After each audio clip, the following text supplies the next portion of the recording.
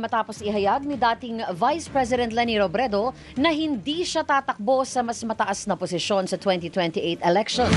Balita mula sa Malacanang, hatid ni Radyo Patrol Christian Yosores. Christian. Riga, iginiit ng Malacanang na tutok ngayon si Pangulong Ferdinand Marcos Jr. sa pagbibigay ng solusyon sa nararanasang problema ng bansa dulot ng epekto ng giyera sa Middle East at hindi sa anumang may kinalaman sa pamumulitika o paghahanda sa halalan 2028. Tugon ito ng Malacanang matapos hinga ng reaksyon sa pahayag ni dating Vice President at ngayon Naga City Mayor Leni Robredo na hindi siya tatakbong presidente sa darating na eleksyon.